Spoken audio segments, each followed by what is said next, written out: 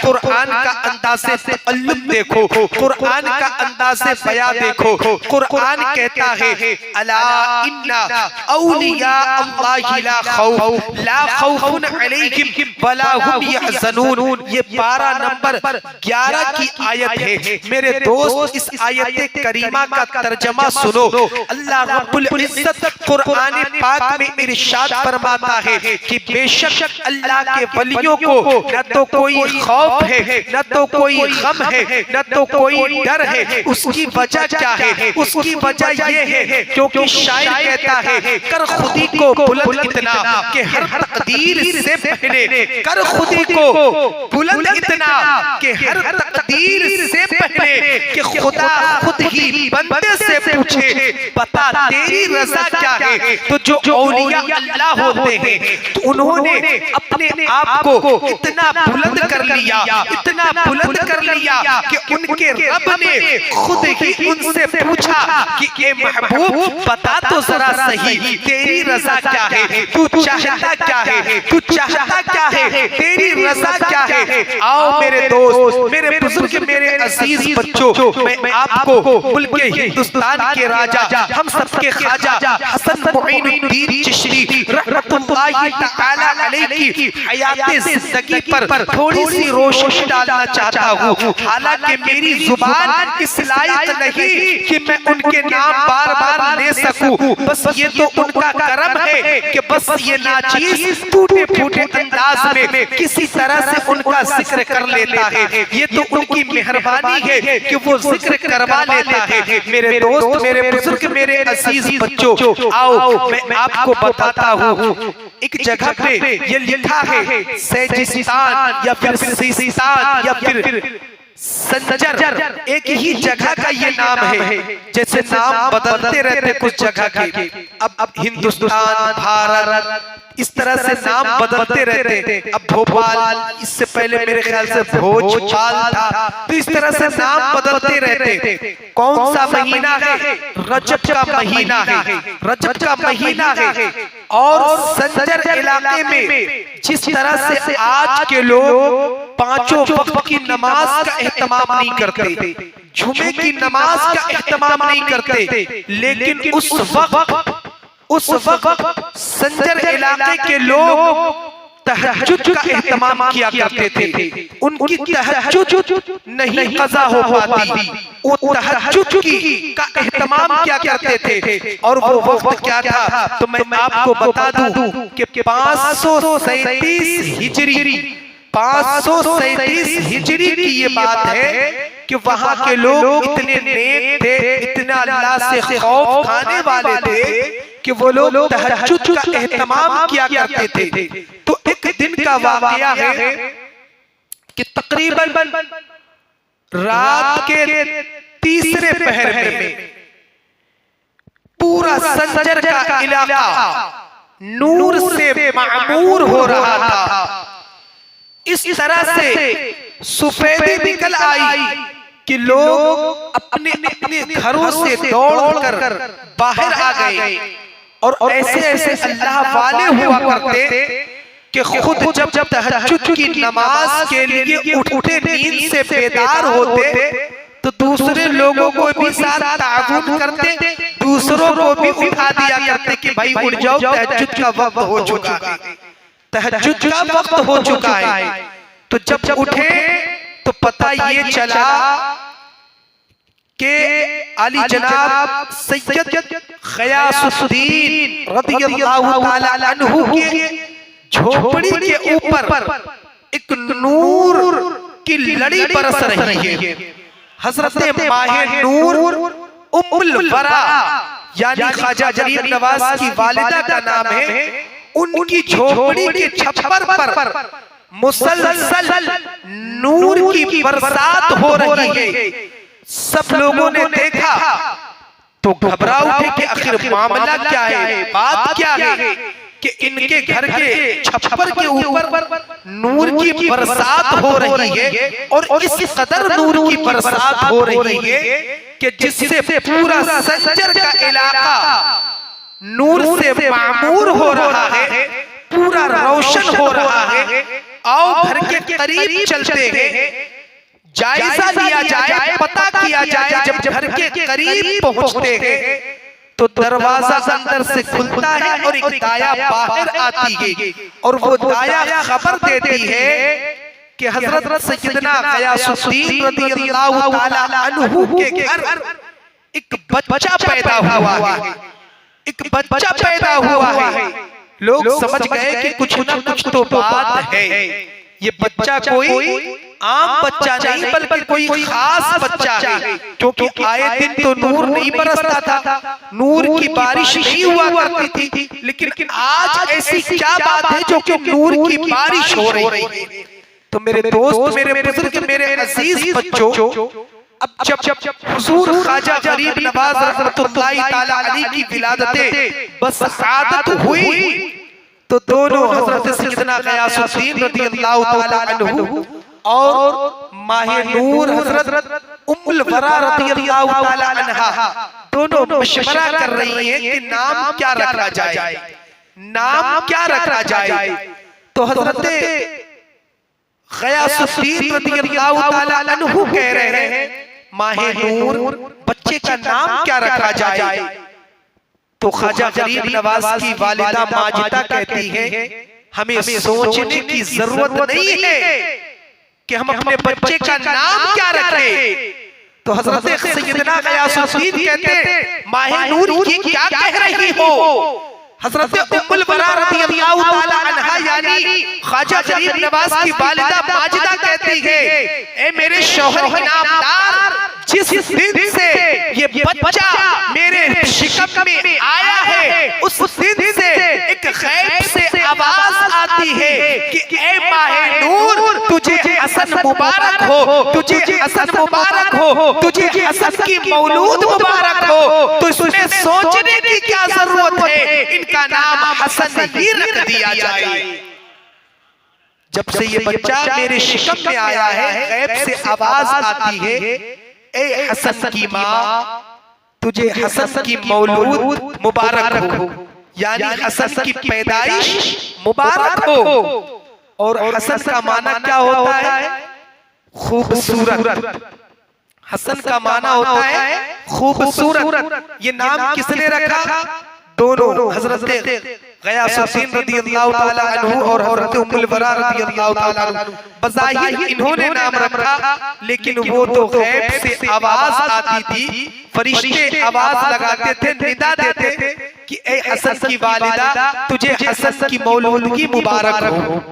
जब ये नाम रख दिया तो फिर गैब से निदा आती, हसन मुईन, हसन मुईन, हसन मुईन। इसका क्या मतलब है?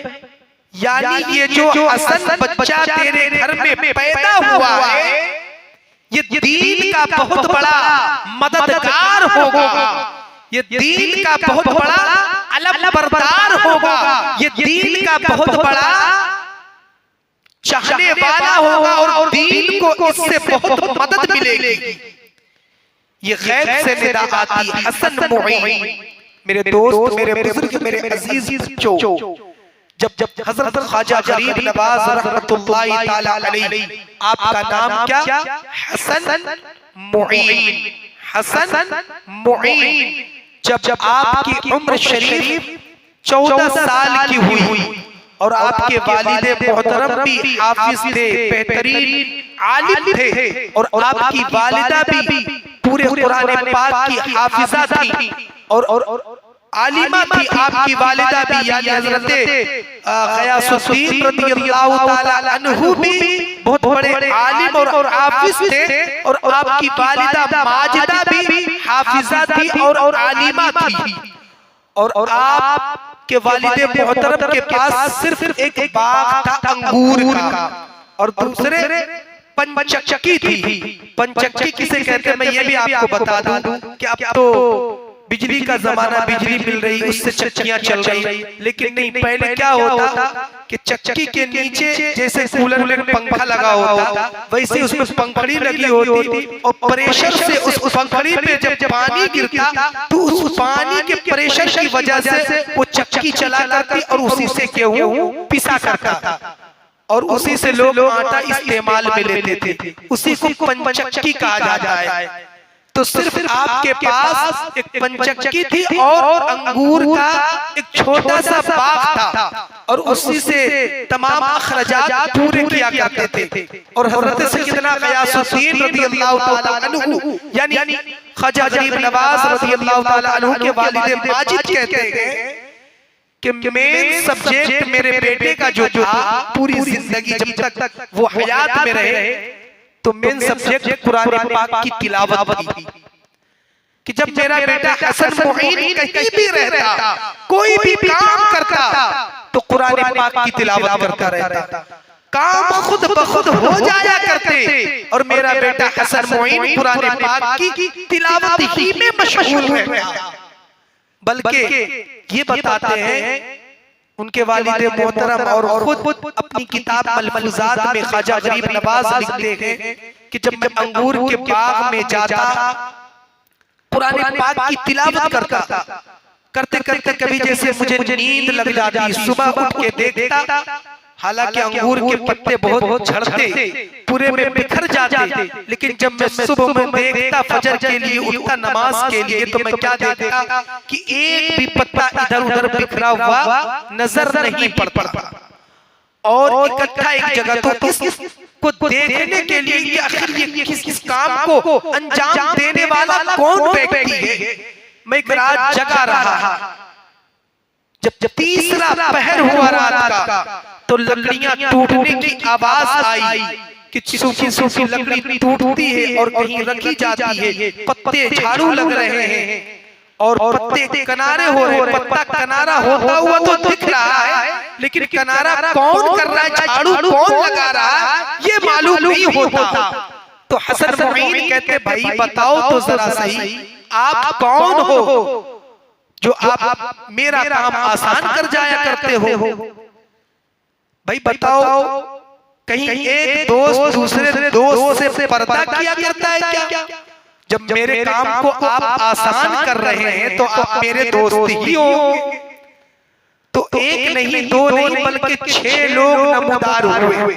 कितने लोग? 6 लोग नमूदार हुए और कहने लगे हुजूर हम आपका काम आसान नहीं करते बल्कि आप हमारा काम आसान कर देते। तो हमारे हसन मुईन कहते हैं वो कैसे बात समझ में नहीं आई, तो कहते कि हुजूर जब आप कुरान पाक की तिलावत करते तो हम भी हाफिज हैं लेकिन हमारे हाफिज़े कुव्वत मजबूत नहीं है, हमारे हाफिज़े में तजदीद की गलतियां आती है, हम रोज इसलिए आते हैं कि हम काम भी किया करते हैं और आपके कुरान पाक की तिलावत भी सुना करते हैं।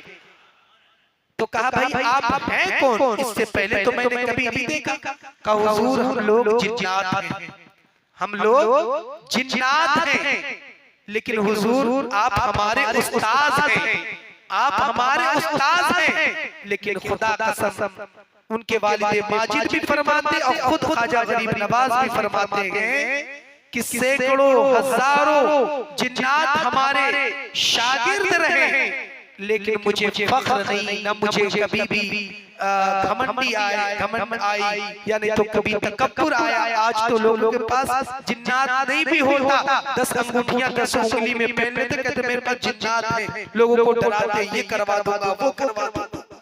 लेकिन आओ हसन मुईन की जात को देखो, उनकी जिंदगी पर एक नजर डालो कि ख्वाजा गरीब नवाज रहमतुल्लाहि तआला अलैहि फरमाते हैं कि मैं कभी भी तकब्बुर नहीं करता, कभी भी तकब्बुर नहीं करता। और फिर उनके बाद उनसे कुछ कहा भी नहीं, कुछ तलब भी नहीं किया, उनको अपनी जगह जाने दिया। मेरे दोस्त ख्वाजा मुईनुद्दीन चिश्ती रहमतुल्लाहि तआला अलैहि की वो शान है कि मैं तफसीली गुफ्तगू तो नहीं कर सकता, वाकयात तो बहुत है, लेकिन आप लोगों की इजाजत हो तो एक शानदार वाकया सुना दूं ताकि जिससे ईमान हम सबका ताजा हो जाए। बगदाद की सरजमीन है। कौन सी सरजमीन है? बगदाद की सरजमीन है। हसन मुईन अपने मामू के घर है। मामू कौन है? बड़े पीर हुजूर सैयदना गौसे पाक रदियल्लाहु ताला अन्हु। क्यों कि आपकी वालिदा जो है हजरत माहे नूर यानी उम्मुल वरा रदियल्लाहु ताला अन्हा बड़े पीर की चचा की लड़की थी, चचाजाद बहन थी। तो ख्वाजा गरीब नवाज मामू हुए, नमाज इशा वक्त इशा हुआ, वक्त इशा हुआ, हमारे और आपके बड़े पीर हुजूर सैयदना गौसे पाक रदियल्लाहु ताला अन्हु ने इशा की नमाज पढ़ाई। और पढ़ाने के बाद भाई वो तो अल्लाह वाले हैं, क्या जहन में आया, क्या दिमाग में चला, खड़े हो गए मुसल्ले इमाम पर मुक्तदियों की तरफ निगाह करके और कहने लगे कि अब कल जो फजर की नमाज मेरे पीछे पढ़ेगा वो सब के सब जन्नती होंगे। सारे के सारे मुक्तदी खुश। लेकिन आगे के जुमले सुनो, बड़े पीर कहते हैं कि जो शख्स फजर की नमाज मेरे पीछे पढ़ेगा वो सब के सब जन्नती होंगे। सारे के सारे मुक्तदी खुश, ख्वाजा गरीब नवाज भी खुश, आप भी उनकी इक्तिदा में थे। फिर कहते हैं और जिस किसी ने फजर की नमाज नहीं पढ़ी वो सब के सब जहन्नमी होंगे। अल्लाह अकबर। अब ख्वाजा गरीब नवाज गरीबों को नवाजने वाले, उनको कब गवारा हो कि मेरे नाना की उम्मती जहन्नम का मुंह देखे। मेरे नाना की कह लो, दादा की कह लो उम्मती, नाना भी हुजूर है, दादा भी हुजूर है, मेरे नाना की उम्मती जहन्नम का मुंह देख ले, ये कब रसूल खुदा को या फिर उनकी आल औलाद को कब गवारा हो सकता है? हरगिज़ नहीं हो सकता। बहरहाल इशा की नमाज पढ़ने के बाद मुकम्मल करने के बाद फिर कहाँ हसन मुईन को नींद आई। पूरे शहर बगदाद में गश्त करने लगे, गली गली में फिरने लगे और हर दरवाजे पर दस्तक देते, कुंडी ठोक ठोक कर एक एक घर में कहते, ओ लोगों सुनो, बड़े पीर का ये कहना है कि जो फजर की नमाज बाजमात मेरे पीछे पढ़ेगा वो सारे के सारे लोग जन्नती होंगे, और जो नमाज फजर नहीं पढ़ेगा वो सब के सब जहन्नमी होंगे। ए लोगों, तुम याद रखना कि आज फजर की नमाज हर किस कज़ा न करना, हर किस कज़ा न करना। हद तो ये है कि खुदा की कसम सुबह सादिक का वक्त हुआ, फजर की अज़ान होने लगी और ख्वाजा मोइनुद्दीन पूरे शहर बगदाद में गश्त कर रहे हैं, हर गली में फिर रहे हैं और हर दरवाजे पर दस्तक देते, कुंडी ठोक ठोक कर कहते हैं कि जन्नत चाहिए। अगर जन्नत की ख्वाहिश है तो आज फजर की नमाज बड़े पीर के इक्तिदा में बाजमात पढ़ो, तुम्हें अल्लाह जन्नत अता कर देगा। सबके सबको ख्वाजा गरीब नवाज ने बड़े पीर की इक्तिदा में भेज दिया। जब जमात खड़ी थी तो मस्जिद में आधी मस्जिद भरी थी, लेकिन खुदा की कसम जब ख्वाजा जब जमात से फारिग हुए, यानी बड़े पीर हुजूर सैयदना गौसे पाक रदियल्लाहु ताला अन्हु ने जब फजर की नमाज पढ़ा के सलाम फेरा है तो क्या देखते, खड़े होते हैं। जहां तक आपकी निगाहें काम करती वहां तक बंदा ही बंदा नजर आता। अब बड़े पीर जलाल में आ गए गुस्से में कि वो कौन बदबख्त है जिसने इस पैगाम को आम कर दिया। और ये भी साथ में कहा था, बोलने में मुझसे भूल हुई, कि जो लोगों तक खबर पहुंचाएगा वो भी जहन्नमी होगा, जो लोगों तक खबर आम करेगा वो भी जहन्नमी होगा। बड़े पीर कहते हैं वो कौन बदबख्त है जिसने इस पैगाम को आम कर दिया। भांजे खड़े हुए, कांपते थरथराते खड़े होते, कहते हुजूर वो कोई और नहीं बल्कि ये नाचीज हसन है जिसने आपके पैगाम को आम कर दिया। बड़े पीर कहते आखिर जुर्रत कैसे हुई कि लोगों तक तुमने मेरे पैगाम को आम कर दिया, अब तुम जानो और जहन्नम के मामलात जाने। तो ख्वाजा गरीब नवाज है ना, वो गरीबों को नवाजने वाले, वो भी तो महबूब खुदा है। वो कहते हैं बड़े पीर से मामू जान सुने, आपने क्या कहा था, अपने कौल पे गौर करें, अपने जुमले पर गौर करें। आपने ये कहा था कि जो बाजमात नमाज पढ़ेगा वो जन्नती हो जाएगा, और जो मेरे पैगाम को आम करेगा वो जहन्नमी हो जाएगा। तो इस हसन मुईन ने जब तक पैगाम को आम करता फिरा वो जहन्नमी था, लेकिन आपकी इक्तिदा में नमाज़े फजर अदा करके जन्नती हो गया। आपकी इक्तिदा में आप अपने कौल पे गौर करें, अपने जुमले पे गौर करें। क्या कहा था आपने कि जो बंदा मेरी इक्तिदा में नमाज़े फजर बाजमात अदा कर लेगा वो जन्नती हो जाएगा। तो जब तक ये हसन मुईन आपके पैगाम को आम करता रहा तो वो आपके खिलाफ था, लेकिन जब हसन मुईन ने आपकी इक्तिदा में नमाज़े फजर अदा कर ली तो वो जन्नती हो गया। इसे कहा जाता है हसन मुईन ख्वाजा गरीब नवाज। इसीलिए उनका नाम गरीब नवाज रखा गया है कि खुद तो जहन्नम में जाना पसंद कर सकते हैं, लेकिन उनको ये कब गवारा हो कि मेरे नाना जान की उम्मती जहन्नम का मुंह देखे। आज मेरे दोस्त, मेरे बुजुर्ग, मेरे अजीज बच्चों, लोग कहते हैं कि हम उंगली कर रहे हैं, कभी इधर कर रहे हैं, कभी उधर कर रहे हैं, कभी यहाँ खुदाई, कभी वहां खुदाई। अब अच्छी जगह पे हाथ डाला है, अब सही जगह पे हाथ डाला है। मैं हकीकत कहूं, मेरा ईमान ये कहता है, ये पुख्ता ईमान, हालांकि मैं गुनाहगार हूं, खताकार हूं, लेकिन इतना तो जरूर औलाद रसूल पर मेरा ईमान है। और मेरा ही नहीं बल्कि हर सुन्नी का ईमान है कि खुदा की कसम तुमने हर कहीं हाथ डाला वो काबिले गौर नहीं था, लेकिन अब तुमने सही जगह पे हाथ डाला है, अब तुमने सही जगह पे हाथ डाला है। अरे जब तुम्हारे बाप दादाओं ने ना उखाड़ सके, जब तुम्हारे बाप दादा ना उखाड़ सके, तो तुम कहां से उखाड़ फेंकोगे, तुम कहां से उखाड़ फेंकोगे। और लोग दुनिया इसी चीज के मुंतज़िर है कि देखना चाहते तुम कुछ हरकत करके तो देखो उसका परिणाम क्या होता है।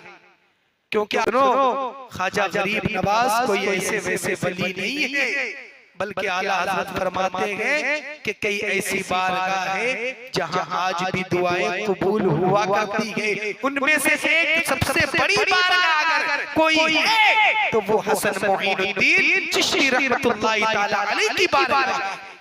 और ये फकीर खुद कहता है खुदा की कसम कि हमने 2-3 मन्नतें मांगी और अल्लाह ताला ने अपने महबूब की औलाद के सदक़े में अता की है, हमें मिला, हमें खुद मिला। उस दर से कोई खाली नहीं लौटता, खाली नहीं लौटता। आपको पता है ना, एक भिखारी आंखें मांगा करता था औरंगजेब बादशाह रज़ियल्लाहु ताला अन्हु के वक्त में, जमाने में आंखें मांगता था। आंखें भी मिली थी उसी दर से, आंखें भी मिली थी उसी दर से।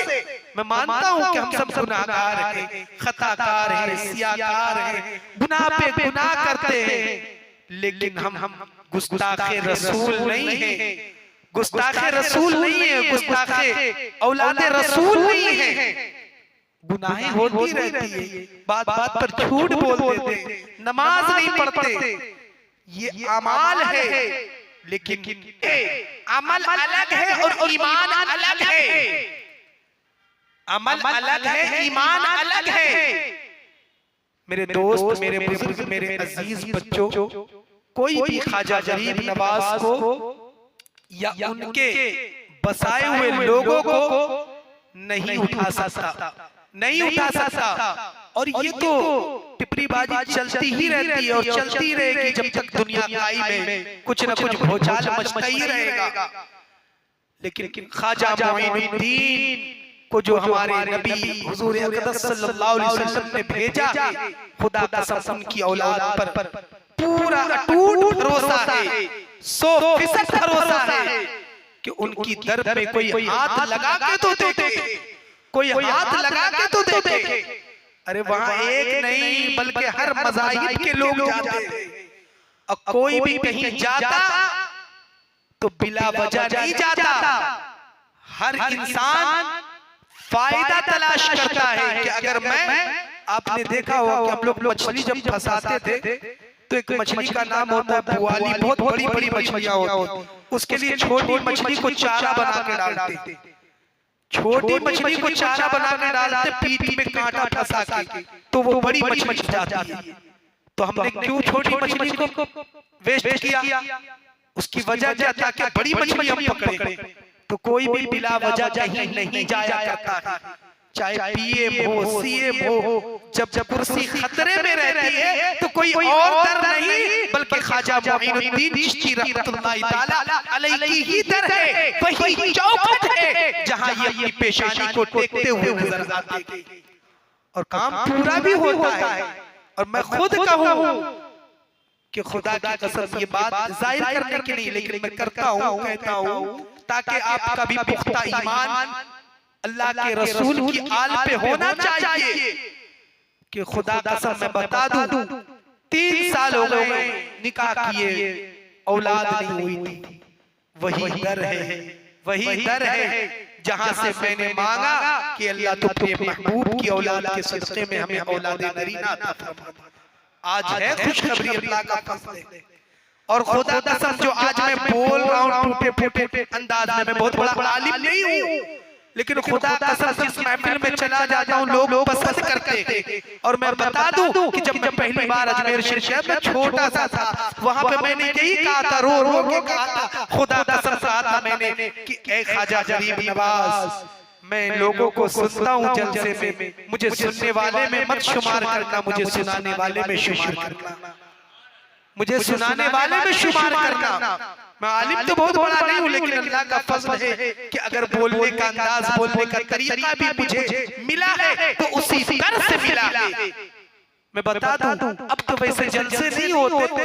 पहले मैं अमजदिया शाशिया में जब पढ़ाई कर रहा था तो वहां से बच्चों को ये बाबा शमशुद्दीन लाते थे जलसे में। बाद नमाज असर कुरान खानी होती, बाद नमाज मगरिब फातिहा खानी होती, फिर बहुत अच्छा प्रोग्राम होता।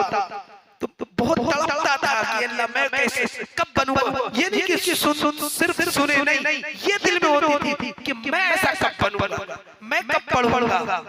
मुझे जब इतना शौक हो कि मैं 200 लोग हो, 100 लोग हो, उसके बीच में मैं पढ़ूंगा कब।